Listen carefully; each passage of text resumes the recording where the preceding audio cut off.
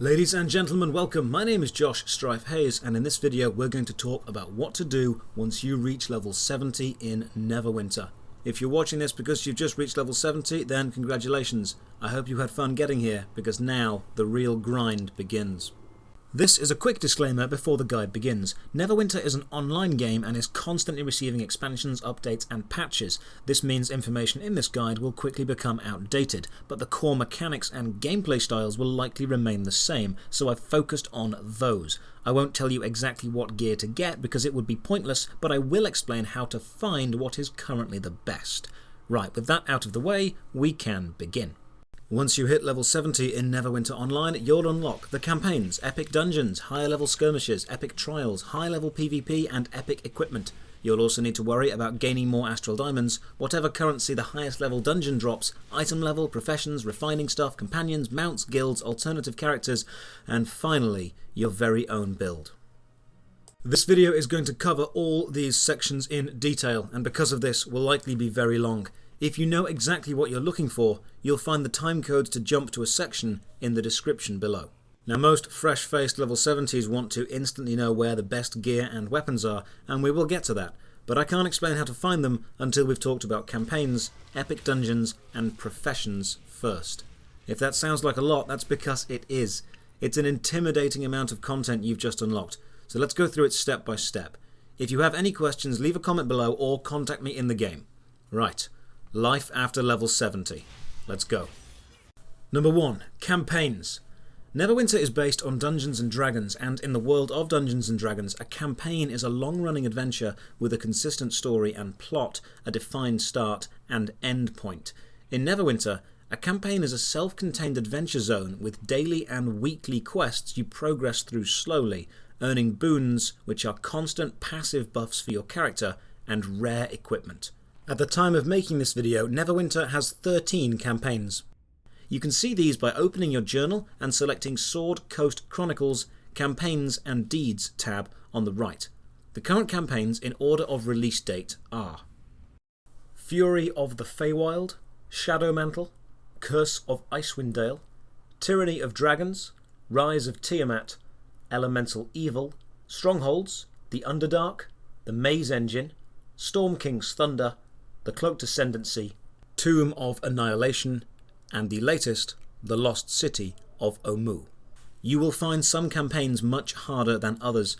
For example, the Benign Order of the Third Eye can be completed while you're still a tiny leveling noob, while the Jungles of Chult, first released, it made grown men cry. The best idea is to attempt all of them, and if you're dying too much, focus on another. A good starting point, though, is Sharandar, the Dread Ring, or the Maze Engine. Reaching level 70 allows you to start each campaign, and for each one you'll have to complete a few small intro quests.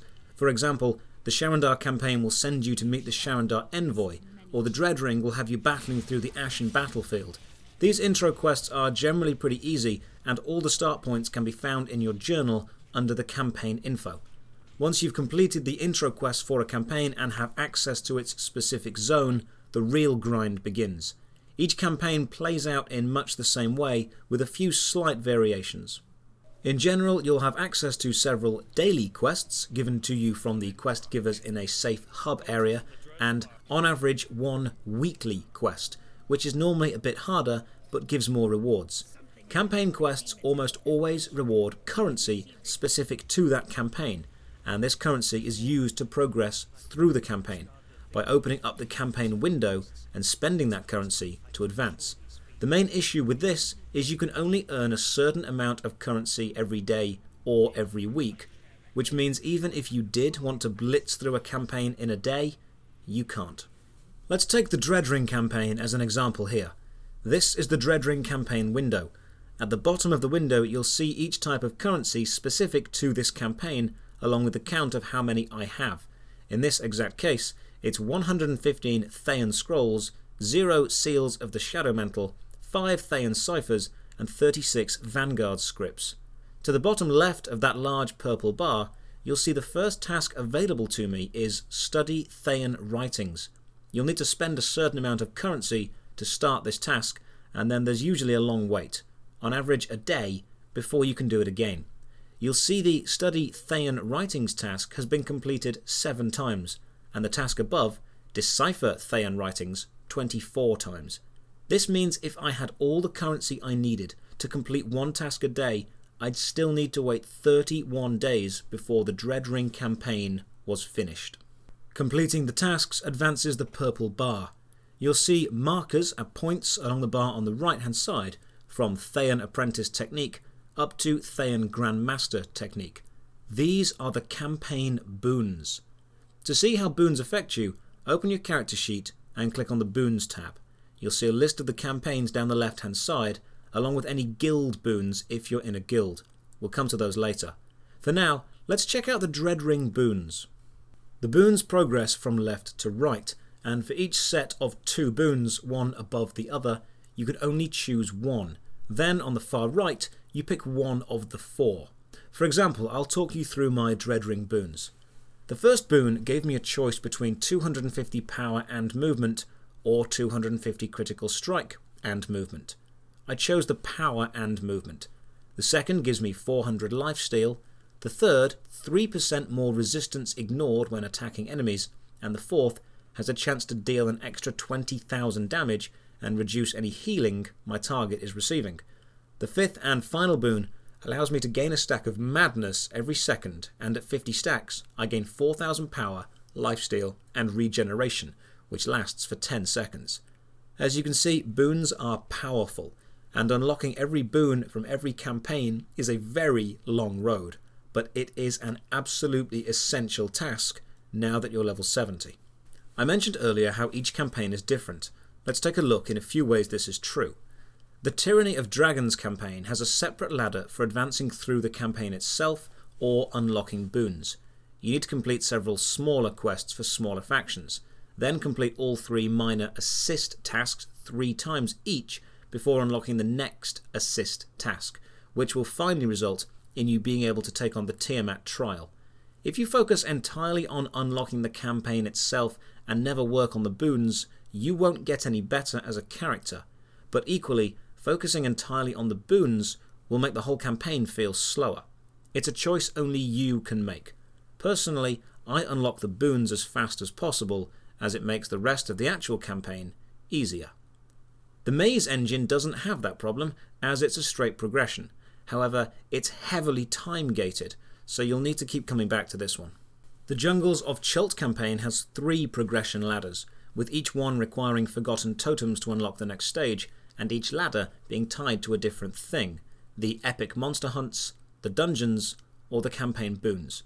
Chult is different, as you're not limited to a certain amount of currency a day, but this time per week, meaning if you have the patience, you can finish your weekly allowed Chult quests in a single day, then focus on the others.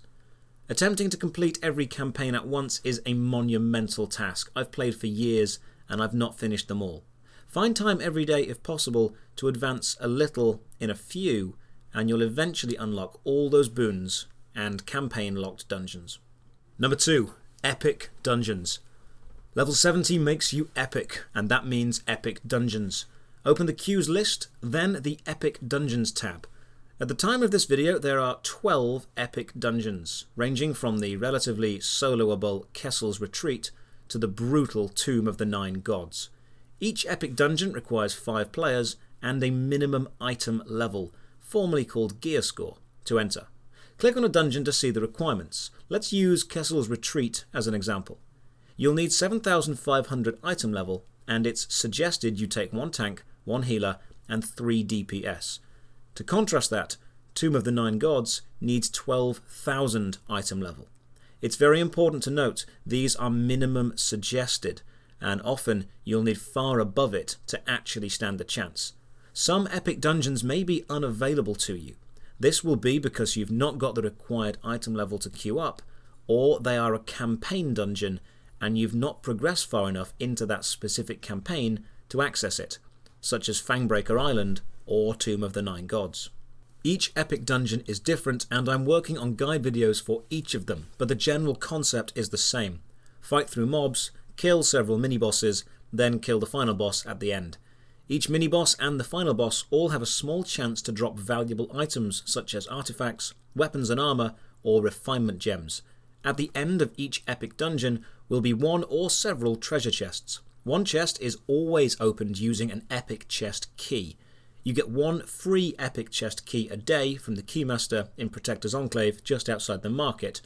You can buy them from the Wondrous Bazaar or get several a day free from your daily VIP bag if you're a VIP player. VIP status is discussed later in this guide.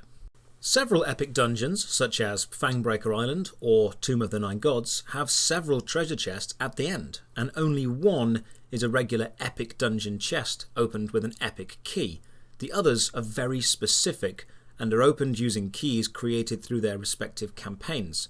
The Fangbreaker Island chest needs an ancient runic key created through the Storm King's Thunder campaign, and Tomb of the Nine Gods needs a Chelton key created through the Sozenstar Adventure campaign at the top left of the Jungles of Chult campaign window. Each of these campaign dungeon keys require campaign currency to create, so think carefully before making them. Running epic dungeons will always reward you with seals of the something, depending on which dungeon you're running. Open your inventory and go to your currency tab and scroll down under special currencies. You'll see a total of your seals. Seals are used to buy equipment or other accessories such as runes or bags of raw astral diamonds from the seal vendors. Seals of the Adventurer are given for completing non-epic dungeons and are traded to the Adventurer Seal Trader in Protector's Enclave, and seals of the Protector are given for completing epic dungeons and are traded to the Protector Trader in Protector's Enclave or Port Nyanzaru. Other seals, such as Seals of the Brave, are given for only the most difficult dungeons. Currently, Tomb of the Nine Gods and Fangs of the Dragonflight come from Guildhall events. If you need a reminder, hover over these seals and the tooltip will remind you where they come from and where they can be spent. To find out why we run epic dungeons, open your Collections window and scroll down to the Zone Rewards section on the left. Then choose a zone. For example, here I'll choose Chult. On the right hand side we can now see all the equipment, weapons, armour, artifacts, cosmetic overrides, mounts and companions available to find in the Chulton area, and scrolling through them, hovering my mouse over these items tells me what they are and compares them to my current equipment. For example, I can now see these exalted primal weapons are far superior to my current weapons, so I want them, and at the top of the page it tells me I can purchase them for Seals of the Brave from the Seals of the Brave trader in Port Nyanzaru. I can earn Seals of the Brave from the Tomb of the Nine Gods, or the Cradle of the Death God trial. We'll talk about trials in a moment. The Collections page is your resource for everything in the game you might want or need, and if you're unsure what armour or weapons you should go for, open the Collections page and have a browse. If I open the Stronghold Zone Rewards area and look at Masterwork Armour 3, it actually tells me this is the strongest set of crafted available equipment at the launch of Mod 13. Hovering my mouse over it, I can see it's way better than what I'm wearing. So now I've got my goal, and it tells me here's how to craft this armour. We'll talk about professions and crafting a little later on. So to recap epic dungeons, you unlock them at 70, but you still need the right item level to get in, and some may be locked behind campaign progression. Run them, get your seals, hope for rare drops, and always keep campaign currency handy in case you need to make rare keys for rare chests. 2.5 Epic Trials and Skirmishes. Open up the queues window again and you'll see Skirmishes and Epic Trials. Let's talk about Skirmishes first, because they are the most simple. Just think of them as very short epic dungeons. They still need 5 people, but there's no specific group requirement or suggestion. Skirmishes generally take 10 to 15 minutes to finish for an experienced group and are an excellent source of salvage for making raw astral diamonds, which we'll discuss later in this guide. Trials are almost the opposite of a skirmish. They're very, very big fights. The smallest trial will need 10 players, which the game will sort into 2 parties of 5, and the largest needs 25 players, which will enter as 5 groups of 5. Trials have a high failure rate due to each group and player needing to know what they're doing. Because of this, it's generally best to form a queue group of people you know and trust, either friends, guild, alliance, or legit community members to help you take them on. Trials again are sometimes locked behind campaign progression, such as Cradle of the Death God needing you to advance through the Omu section of the Jungles of Chult campaign. Skirmishes and Trials both have potential rare and valuable drops. Refer to the Collections window to browse through what you might get and work out where you need to grind to get it. 3. Professions. Level 70 not only unlocks another professions slot, but also means given enough time, money and luck, you can make your own armour and weapons, often the best in the game or a very close second. How to level through professions will be a whole video by itself, but what you need to know as a level 70 is epic dungeons, skirmishes and trials, and sometimes campaign dailies and weeklies may drop profession resources, such as raw materials needed to craft the master-crafted weapons or armour. These are extremely valuable and can, if you're lucky, sell for hundreds of thousands of Astral diamonds on the auction house. The best profession items currently requiring level 25 in the relevant profession are made at your guild stronghold.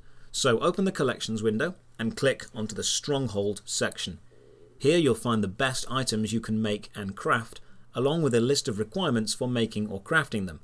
I'll go into more detail about the specifics of crafting in another video. For now, all you need to know is hoard your drops and price check anything purple that you get as a drop, as you may have been very lucky and found some rare material. If you are a master crafter and have level 25 in multiple professions, have joined a guild, completed the crafting quests and have all the materials, you can attempt to craft the rarest weapons and armour. The success chance is low, but for those who do succeed, you can sell this equipment on the auction house to other players, normally for massive profit. Number 4. Gear, weapons and armour. Most of you probably jump to this section right away. You're a fresh-faced and energetic level 70 and you want that epic loot and overpowered weaponry. The good news is I'm going to tell you what to do. The bad news is it's going to take some time for you to do it. So let's start at the very top end and work our way down. When you find a level you can do, that's what you do. Here we go. To start with, open the collections window and open the latest expansion from the left-hand side. In this case, that's Chult. If I scroll along, I'll see the first set of armour is Primal. It has an item level of 500 per piece, which is higher than my current, so that would be a good idea to work toward. It tells me I can buy it using Seals of the Brave from Tomb of the Nine Gods. I can check the epic dungeon list and see Tomb of the Nine Gods has an entry requirement of 12,000 item level. Now personally, I can go there and likely finish it, but what if I didn't have that? Well, I'd go back to the collections page and keep scrolling. It's handy because the collections page is usually ordered with the most powerful equipment first and the weakest and easiest to get to last. If I couldn't find anything I'm capable of grinding for or able to access in Chult, I'd click onto a different campaign and browse through that armour. Eventually, I'd find armour that's better than my current and within my skill level. Then I'd check the collection page and head off to where I need to find it. The best thing is always to grind the highest level dungeon, trial or skirmish in the game, as that's normally where you'll find the best equipment or the currency to buy the best equipment from the vendors in town. There are 2 reasons you won't be able to access any specific dungeon, trial or skirmish. Number 1, you haven't unlocked it in its relevant campaign. We've already talked about how to progress through campaigns. Or number 2, your item level is too low. Let's discuss that now, and it is a big, complicated thing. Item level. The golden number so many players judge others on and yet so few understand. Let's dispel some myths before we learn how to get it higher. The main myth is higher item level means it's always better for you, and that's just not true.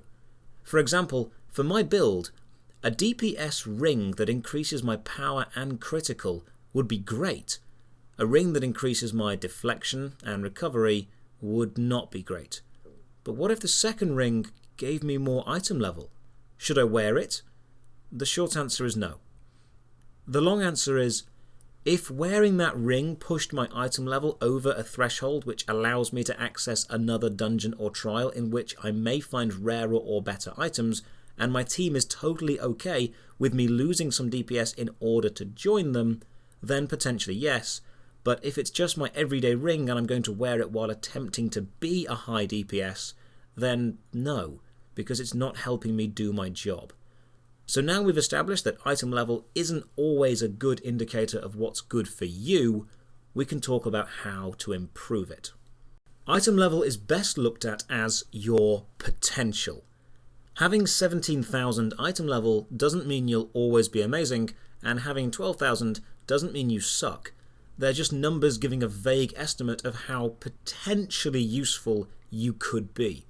I've seen 16k players fail and 15k players succeed. It is mostly down to the player. Now your item level comes from 6 main places. Your equipped items, which include your head, body, arms and feet armour, your main hand and offhand weapon, your neck and belt, both your rings, your shirt and trousers, and all the enchantments equipped into all of these.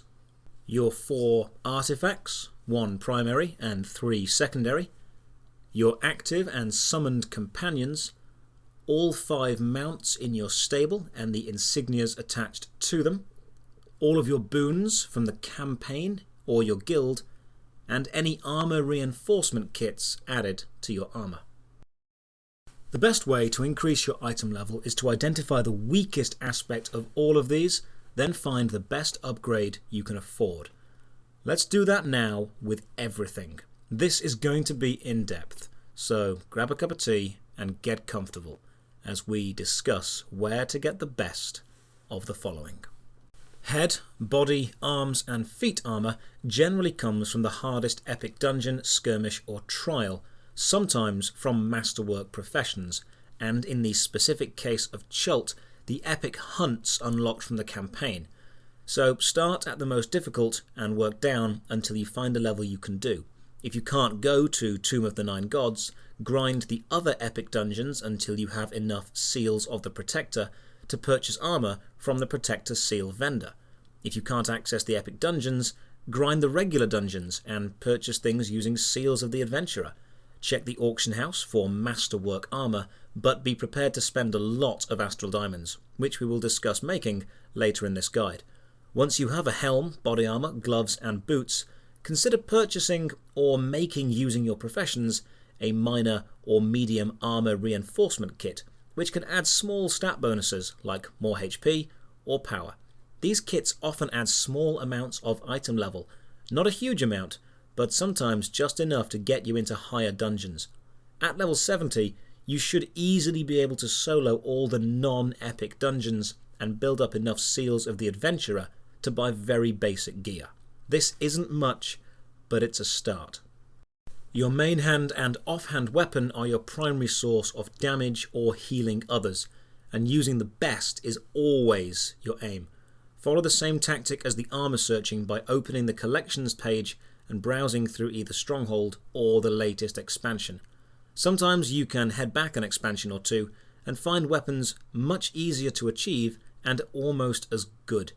There's nothing wrong with having gear a module behind or a weapon that's not quite considered the best in slot while you're still gearing up.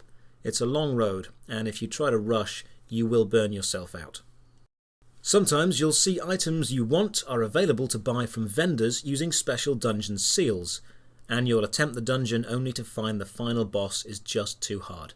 Well, that's okay, because the mini-bosses you've killed along the way will also drop a small amount of the seals that you need.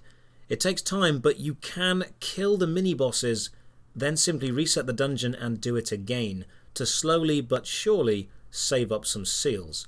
That's exactly how I earned my Blades of the Dread Legion many, many years ago. Next up, neck and belt. Artifact items are usually always the best here. These are rare items that you can refine, just like enchantments. The higher refined they are, the more powerful, and the higher item level they have. Refining is discussed later in this guide. The exact neck and belt you will need vary depending on your class and your build, but it's usually always going to be artifact equipment of some type. The great news here is you can buy unrefined artifact equipment on the auction house, and depending on what you need, it's usually pretty cheap. To find out what's best for you, ask in your guild, post a question on Reddit, or find a high-level player in the game and inspect them. I still inspect other hunter rangers and ask myself, are they better geared than me? And if yes, how do I improve? If you can't afford the artifact gear, you can buy belts from your guild stronghold, using currency you'll earn from taking part in guild events or donating to your guild coffers. Guilds are discussed specifically later.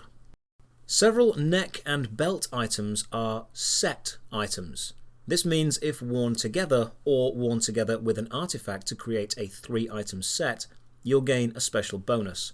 Sometimes the individual item itself is suboptimal, such as not having the exact stats you want, but the set effect is fantastic for you.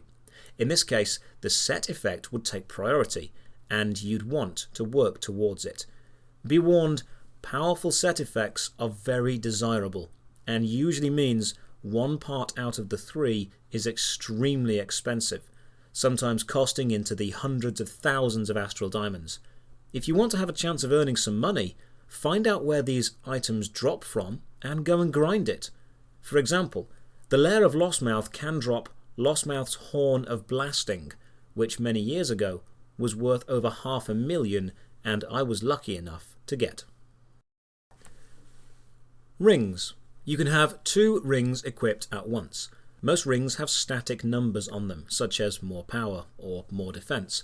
Some rings have triggered abilities, such as a huge power boost when you enter combat, or the chance to stun your enemy on hit, and all of them have slots for enchantments, either offense, defense, or utility. Enchantments are discussed in detail a little later in this guide.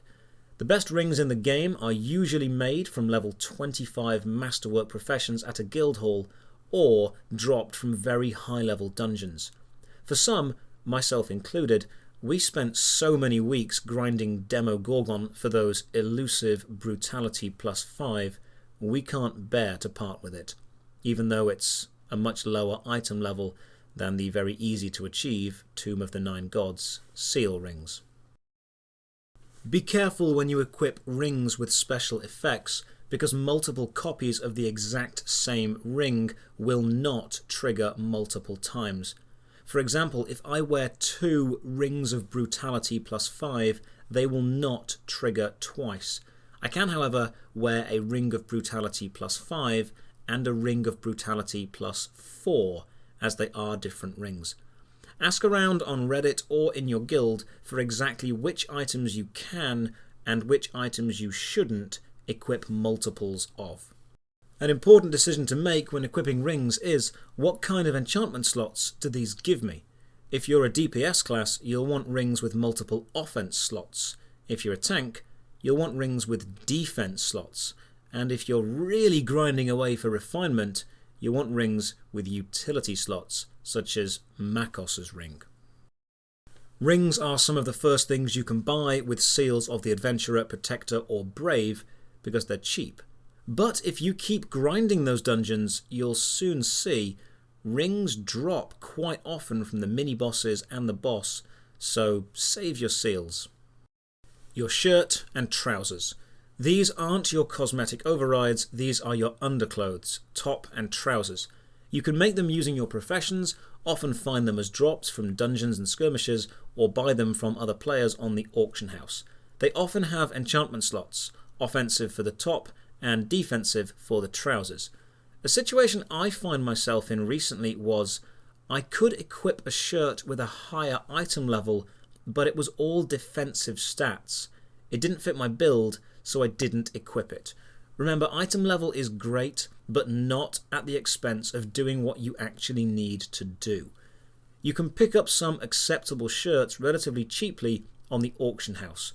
Just search by suitable for my class and change the rarity to epic. Let's move on to enchantments. These are magical stones you slot into your equipped items. You've probably been picking them up along the way to 70, but now it's time to learn much more about them. First of all, there are 7 main subsections of enchantments: standard, non-standard, armour specific, weapon specific, overload, utility specific, and runestones. Of these, all of them are equipped into the items you or your companions use. Runestones, however, are equipped directly onto your companion and cannot be equipped anywhere else. Standard enchantments. These are enchantments that simply increase 1 or more stats depending on which type of enchantment slot they're put into: offensive, defensive, or utility. The tooltip of any piece of armour or weapon tells you what type of enchantment slot it has, and the tooltip of the enchantment tells you what it will do when added to each type.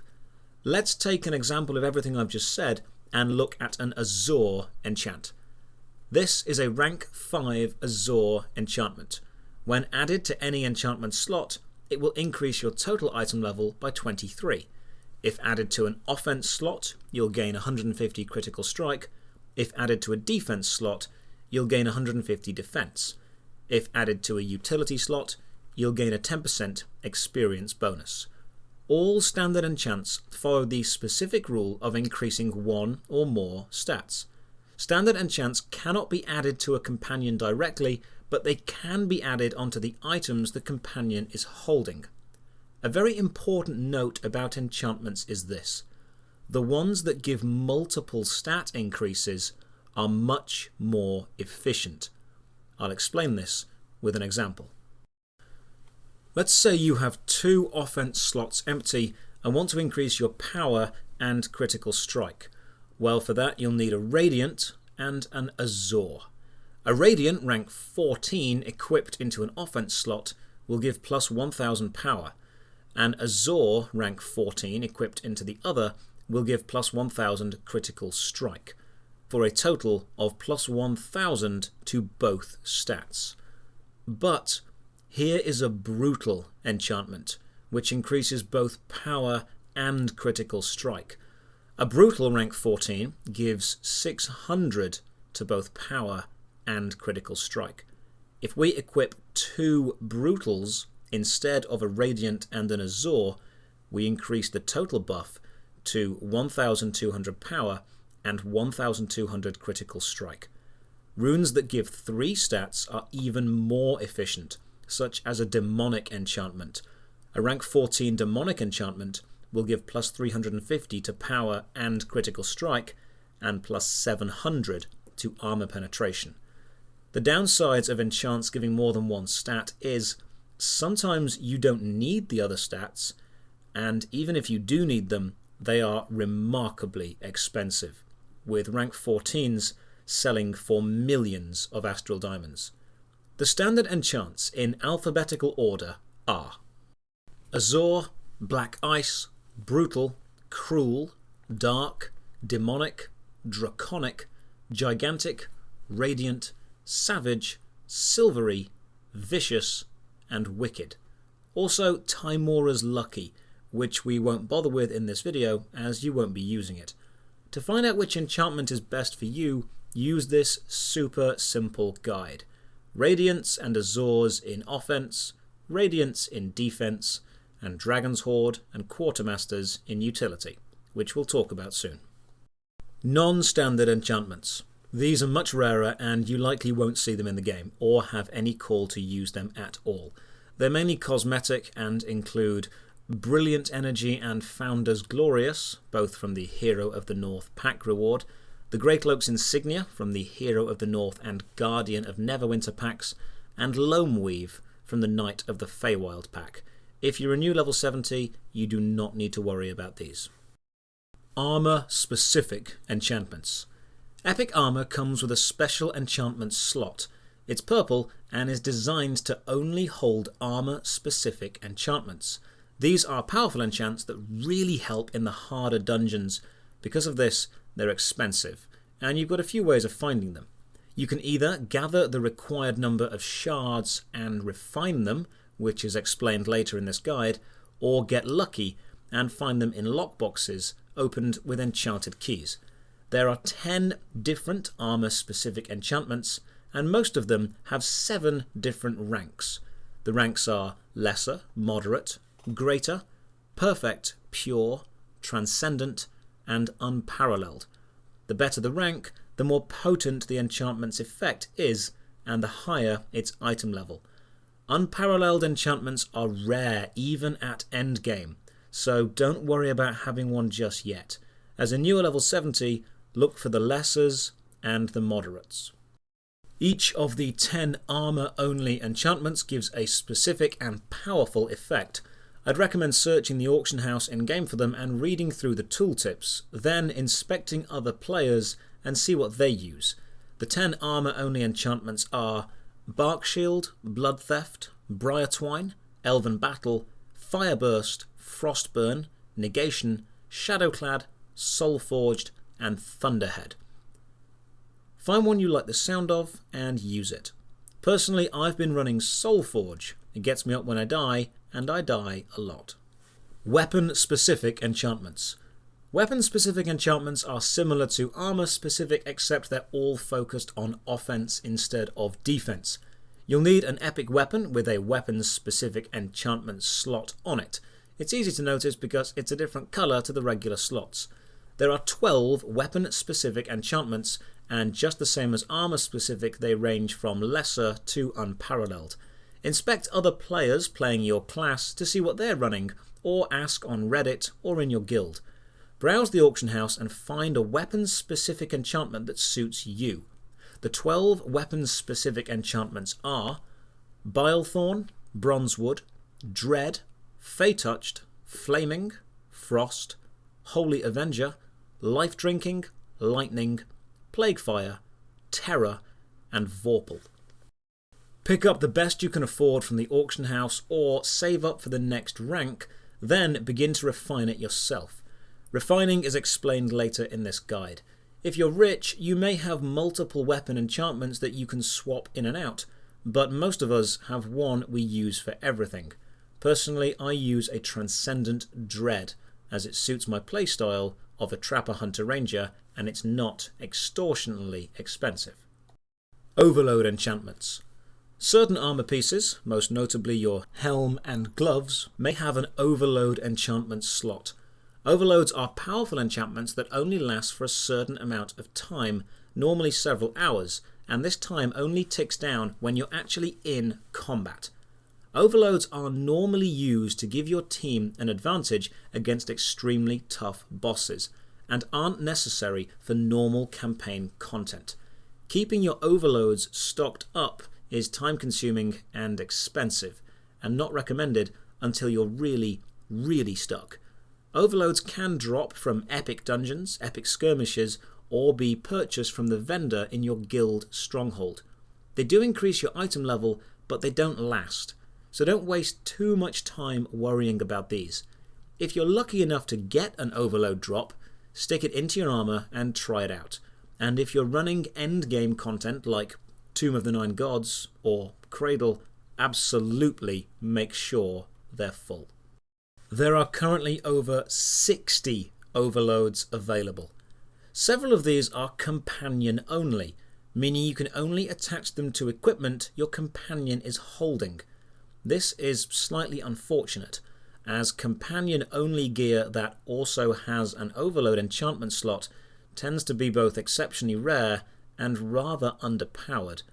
I have never met a group who complained about someone not having overloads on their companion. Utility-specific enchantments. Some enchantments are only meant to be placed into utility slots, generally found on helms, boots, belts, and neck items. These utility enchantments offer supporting effects, and while they don't directly affect combat, they do give fantastic bonuses. The most common you will see people using are Dragon's Hoard or Quartermaster. Each of these increases your chance at specific drops that give refining points, which we'll need later on when we start refining things. The currently available utility-only enchantments are Dragon's Hoard, Quartermaster, Fey Blessing, and salvages. It's advisable to run 2 Dragon's Hoard and 2 Quartermasters to increase your refinement points dropping, as each enchantment has an invisible internal cooldown that prevents them from activating too quickly, and by running multiple different ones helps you, giving you 2 separate internal cooldowns. For more info on refining, jump to the refining section of this guide. Runestones. Runestones are enchantments that go directly onto your companion, not the items your companion is holding, but the companion themselves. They're similar to regular enchantments as they increase a specific stat, but there are more powerful exceptions. There are 5 basic runestones and 3 epic runestones. Note that me calling them epic here refers to the status we see them as and not their specific rank. Just like other enchantments, most runestones have 14 possible ranks, with the epic being exceptions to this rule.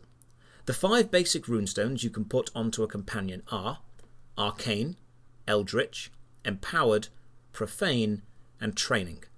These can all go from rank 1 to 14 and are a good starting point for any player. The 3 epic runestones are Bonding, Indomitable, and Serene. Of these 3, we are really interested in the Bonding runestone. Most players will agree that putting Bonding runestones on your companion is the best decision you can make, as Bonding runestones not only increase your companion's power when put into an offense slot, they also give you a percentage boost based off your companion's stats. Bonding runestones do this through something called Companion's Gift. You are given Companion's Gift every time your companion attacks. If I slow down this fight footage, you'll see Companion's Gift triggering on the screen. To put it simply, putting the highest ranked Bonding runestones onto a companion with 3 offense slots if you're a DPS and defense slots if you're a tank is one of the first things you should look at doing. It's expensive, but absolutely worth it. We'll talk more about companions later, but as far as runestones go, bondings are all you need to care about when heading toward the end game. If you can't afford bondings, the highest rated basic runestone will still do for now. Number 5. Companions. We've just talked about bonding runestones, so let's focus on companions. Companions are non-playable characters or NPCs that join you on your adventure. You can have 5 active companions at any one time. These are companions not in your idle companion storage area. All active companions will grant you their active companion bonus, but you will not gain their stats, just the active companion bonus. One of these 5 active companions can be summoned to actually fight with you.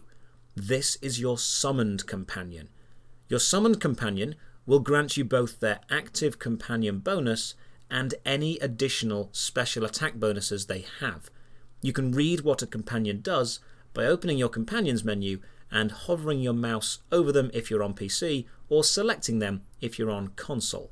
Deciding which 5 active companions to have and then which one to summon is a complicated affair, and you'll get lots of different answers from lots of different players. But the general rule is your summoned companion should be geared up with the best spare items and enchantments you can get, and should be running bonding runestones so they also give some of that power to you. Your active companions that are not summoned do not need to have any gear or runestones attached, as that won't affect their active bonus. All companions level up with you, and they gain experience when they are the summoned companion. The maximum level a companion can be is limited by the rarity level of that companion. Once a companion reaches their maximum level for that specific rarity, they stop leveling.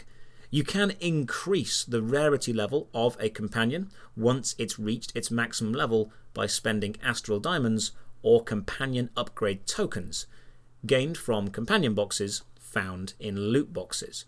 It's generally advisable to level 1 companion to legendary, as a summoned legendary companion will grant you a bonus of 16% additional stats. Then focus on getting the other active companions to epic. As a new level 70, this won't be your priority, as it's a huge Astral diamond sink, and you'll want to focus on other things first. But remember, increasing your companion's rarity will not only increase your own item level, but also increase the power of their active bonuses. If you're a fresh level 70, browse the auction house for companions.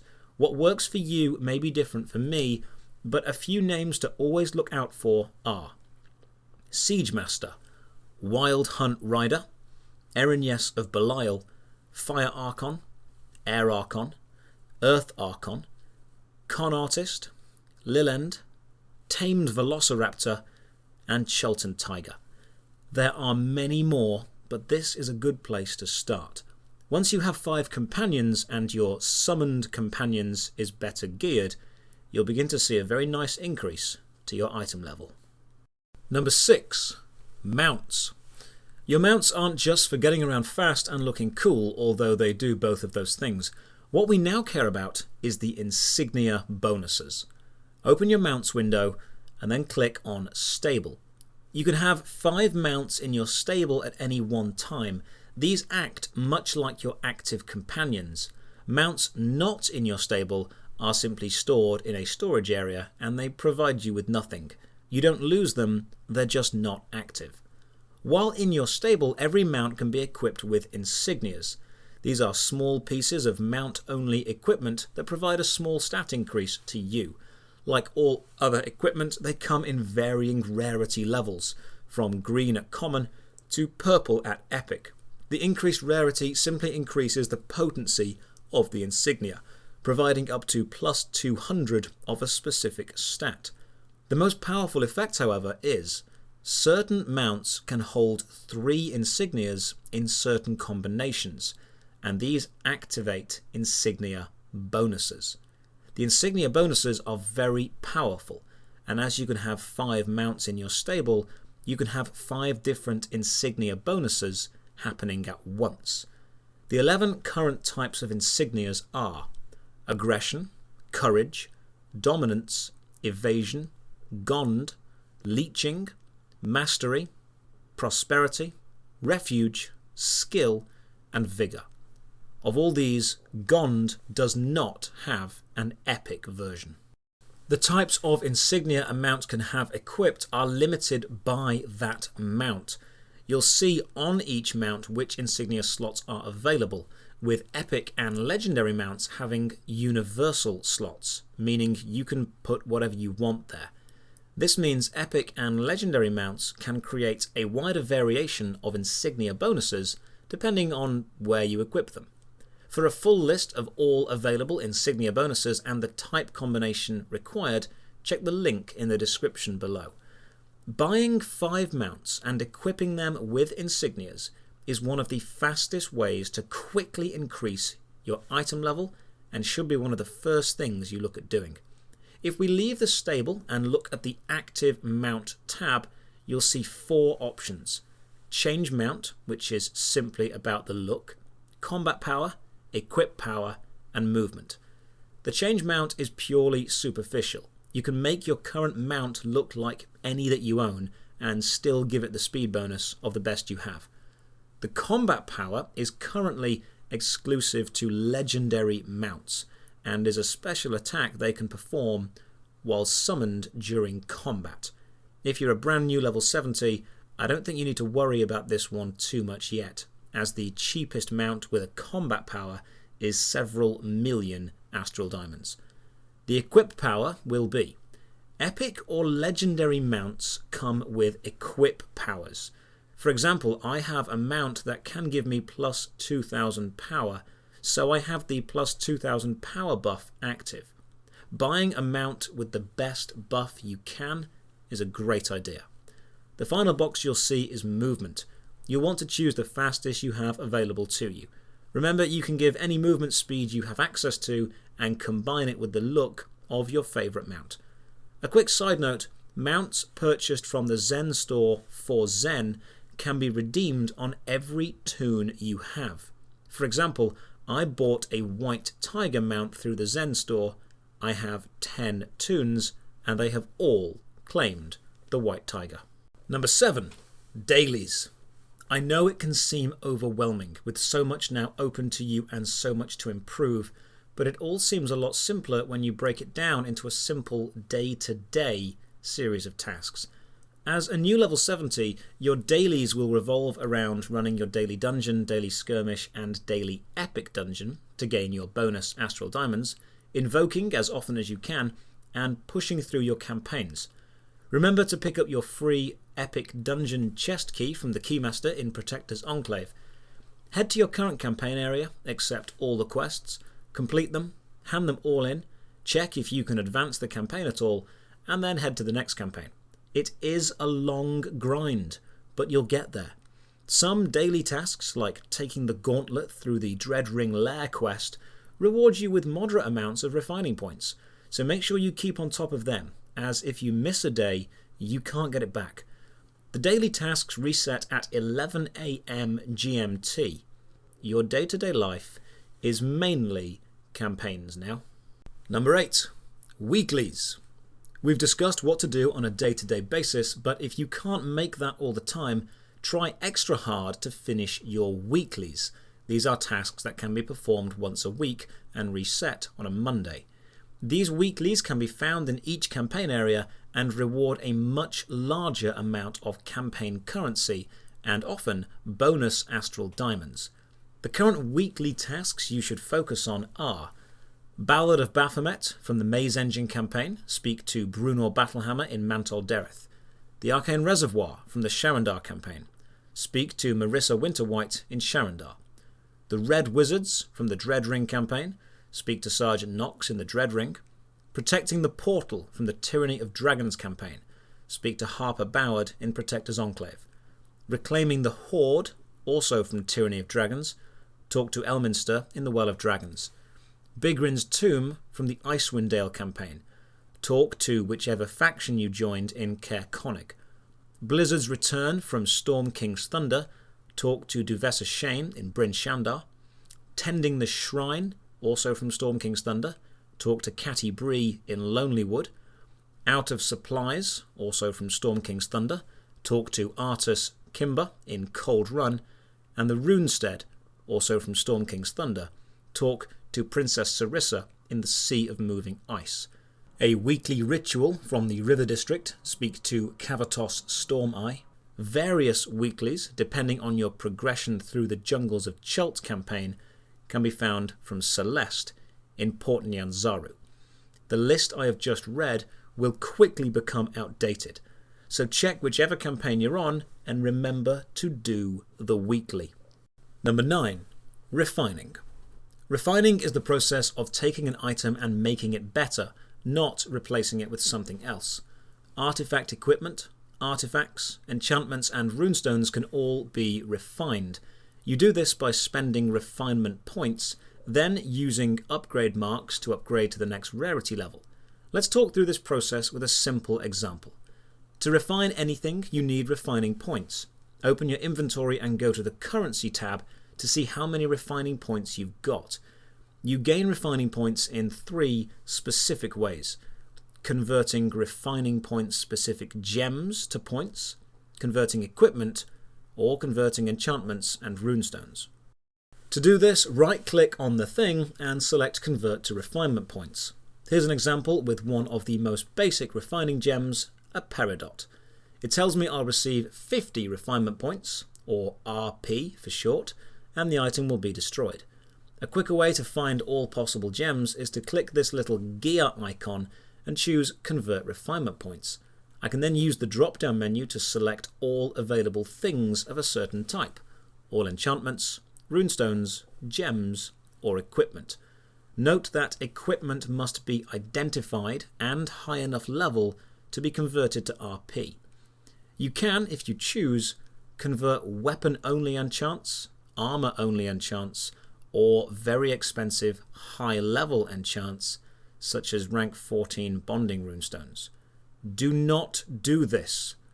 I'm going to say that again for impact. Do not do this. Right, now we've got some refinement points from the correct places, let's spend them. Find what you want to improve or refine. This can be any enchantment, or artifact equipment. Let's use this rank 5 Radiant enchantment as an example. I right click on the enchantment and choose Refine. You can see it says spending 300 and this green bar is full. If I click and drag the green bar back, I can add less refinement points. To reach the next level, however, I need to keep this bar full and spend all 300. In the bottom left, you'll see how many total points I have. So this enchantment is ready to be refined from rank 5 to rank 6. You can hover the mouse over the rank 6 tooltip to see what it will turn into.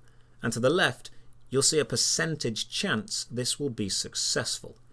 Over here on the left are my required reagents, items that will be needed. These items are destroyed on a successful attempt. They're also destroyed on an unsuccessful attempt unless you use a ward. There are two types of ward, preservation and coalescent. Preservation wards are green. They don't change the percentage chance of the upgrade happening, but they do save your reagents should it fail, and instead the ward is destroyed. Coalescent wards are blue, and while much more expensive, they also change the percentage success chance to a guaranteed 100. Currently, you can buy a stack of 99 preservation wards or 1 coalescent ward for just over 500,000 Astral diamonds. Refining is expensive. The reason you would use a preservation ward is if you have an acceptable chance of it working and don't want to lose all your reagents.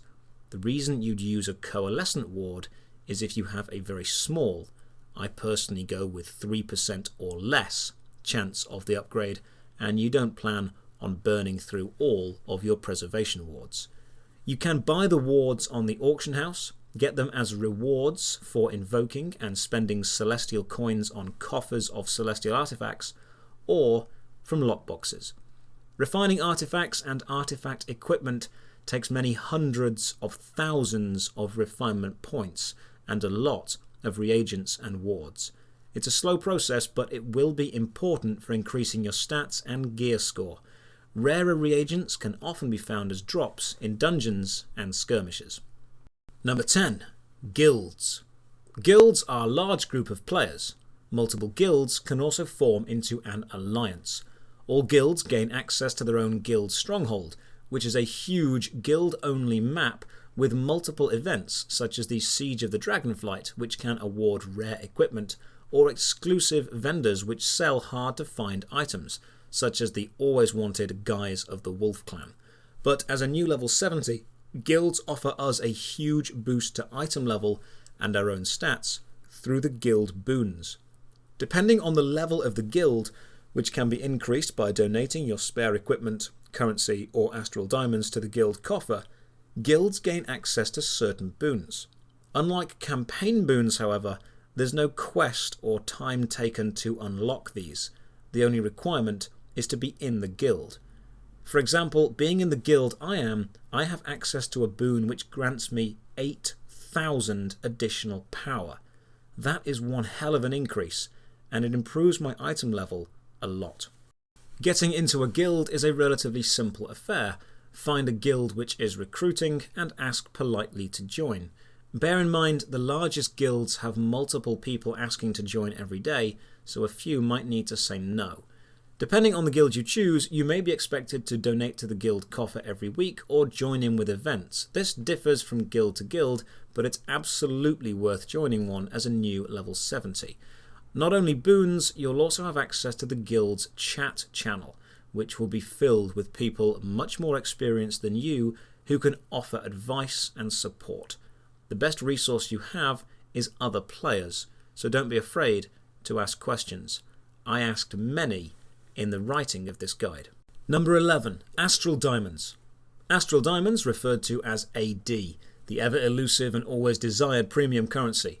Now that you're 70, you'll find AD needed more and more, from upgrading your companions, buying preservation wards, or just buying campaign completion tokens because you really can't be bothered to finish the Storm King's Thunder campaign again.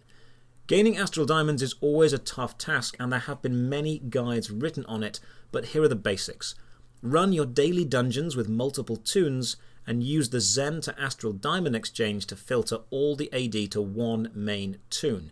Complete your weeklies and remember to invoke as often as you can. Finally, run for salvage.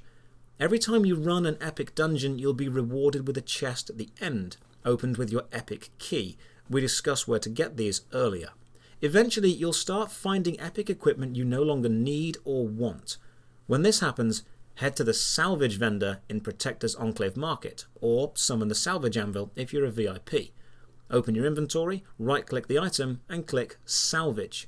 You'll destroy the item and receive a moderate amount of raw astral diamonds. As well as the drops from the dungeon, remember to spend the seals you're slowly gaining on armour and rings. And once you don't need these seals, buy the rings and salvage them.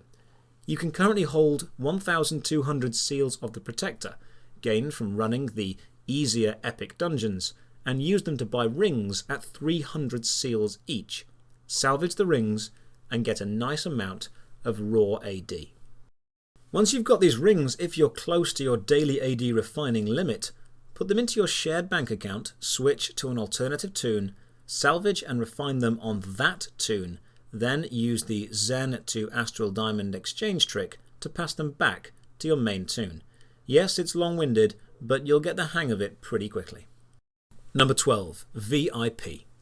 Neverwinter is a free-to-play game, and as they say, free games are the most expensive. You can purchase Zen with real money or trade your Astral Diamonds for it using the in-game exchange, but once you've got it, the very first thing you should spend your Zen on is VIP status. VIP status has several different levels, with each month's purchase increasing your level by 1. The benefits far outweigh the cost. At certain levels you'll receive 1 enchanted key a day, allowing you to open 1 lockbox a day. If you sell the reward from the lockbox, VIP can pay for itself. At higher levels you stop receiving injuries, gain the ability to summon a signpost to fast travel, a salvage anvil to salvage, or even a banking post to bank from anywhere in the world. You'll gain bonus experience, bonus Astral Diamonds, bonus companion experience, and you'll avoid all the posting fees if you sell items through the in-game auction house. Along with benefits to yourself, VIPs get cheaper prices on the Wondrous Bazaar, allowing you to buy things cheap for your friends or your guild, and even provides passive stat buffs to a party just by being a VIP. I don't work for Cryptic and this video isn't sponsored by them. I genuinely think it's absolutely worth it to spend some money on VIP. Number 13. My build sucks, help. The dilemma faced by many. You've reached 70 and suddenly realise your feats and powers are all allocated wrong. You haven't optimised your random mishmash of gameplay styles and you just don't work. Well, don't worry about that too much. Remember, first of all, you have a second loadout. Bring up your character sheet and use the loadout drop-down menu to switch to your second, and providing you haven't used it, read a few online guides and rebuild from the ground up. You won't lose any of the progress on your first loadout. If you have used both your loadouts and built them both wrong, you can either purchase a retraining token from the Zen store, or spend Astral Diamonds to reallocate all your feats. I did this recently myself to try a new build out, and I'm really happy with it. Don't be afraid to experiment, but don't do it too often, because you're going to need all those Astral Diamonds for many other things. Number 14. Quickfire questions from Reddit. While making this guide, I asked on the Neverwinter subreddit what minor issues newer players were having. These are important things that don't really fit anywhere else in the guide. Number 1. Sometimes the tooltips are wrong or misleading. This is due to either bad localization or just complex mechanics not having streamlined terms, so please ask around if you aren't sure what a tooltip does. Number 2. The Underdark campaign isn't actually a new campaign zone, it just advances through the completion of heroic encounters on other maps, such as the Well of Dragons or the Dread Ring. Number 3. You do not have to do the River District, but it does help. Number 4. Neverwinter is not your job, it is a game. The moment you start looking at it like a job, it will suck and you will hate it. Don't force yourself to do anything in this game you're not enjoying, and don't join a guild if the added social pressure of feeling you have to play will ruin your experience. Number 5. Some clarifications for the most common abbreviations you'll see in the game. All the classes are shortened to 2 letters, such as HR for Hunter Ranger or OP for Oathbound Paladin. The epic dungeons all get shortened as well, so Tomb of the Nine Gods becomes TONG or Tong, and Valindra's Tower becomes VT. DPS means damage per second, tank is the high defense player, and a healer is the player who gives health back, but there are also buffers who support the party. Sometimes you'll see even more specific class abbreviations such as MOFCW, meaning Master of Flame, Spect Control Wizard. If you're unsure, ask in chat. Number 6. Pick a specific goal and work toward it. If you try and go for everything, you will fail. Number 7. Only your summoned companion needs gear or runes, unless you've got more than one legendary companion, in which case put gear and runes on all the legendary companions because they give you stat bonuses too when they're active but not summoned. Number 8. How do hunts in Chult work? This will be an entire video by itself, but the basic rundown is hunt for rare spawns of regular enemies. They're easy to spot because they have a special icon next to their health bar. Kill them, hope for a hunt drop, take the hunt drop to the lore master in Port Nyanzaru, buy a lore, place the lore in the right place and kill the lord creature, hoping for a good drop. Number 9. Do not kill the Thun Hulks, or in some situations there are situational advantages or essential criteria you need to achieve to win. Ask in the team if you're unsure or look for specific guides on this channel. Number 10. It is not possible to queue for skirmishes you have outleveled. Once you miss the chance to play it, you cannot go back. Don't complain, most of us are still salty we had all the good dungeons removed. I still miss you, Idris. Number 11. Quartermaster bags and Dragon Horde enchantments really are that good, but do not open the Quartermaster bags until a special double enchant event. That way you will get multiple enchantments. Also, when you do open them, make sure your total equipped Quartermaster enchants add up to over 11.5% chance. That way you're guaranteed to get rank 7 runes when you open them. Number 12. Potions quickly become useless. Your main source of healing will be your lifesteal stat and your team. If you need a healing item instantly, a Stone of Health from the Zen store is your best friend, although it is expensive. Number 13. You boost your DPS by researching the best rotation, that's the order of attacks, for your build. Having great stats is nice, but having a bad rotation will cripple you. Number 14. Movement speed. The fastest way to improve your movement speed is the mount insignia bonus Gladiator's Guile. Check out the mounts section or the description for a list of mounts with this bonus. Don't be complaining that you run slow. I main a Hunter Ranger and we lag behind everyone. Number 15. Professions are absolutely worth it, but do not rush the tasks. It is not worth wasting AD to get to 25 because all you do at 25 is save up AD for the materials you need to make stuff. And 16. Do not buy enchanted keys using your own Astral Diamonds. It's not worth the gamble. Use your free enchanted key from your daily VIP bag and hope for something nice. Otherwise, you are going to waste your money or at best break even. In conclusion, congratulations on reaching level 70. The world of Neverwinter is now opening up to you. It's intimidating and overwhelming. You are now a very small fish in a very big pond. Much like pen and paper Dungeons and Dragons, you're standing at the start of your adventure. I hope this video has served as a guide, helped point you in the right direction, and answered a few questions you may have had. Thank you very much for watching. My name is Josh Strife Hayes. You can generally find me Twitch streaming Neverwinter every night at twitch.tv/Josh Strife Hayes. Now gather your party and venture forth.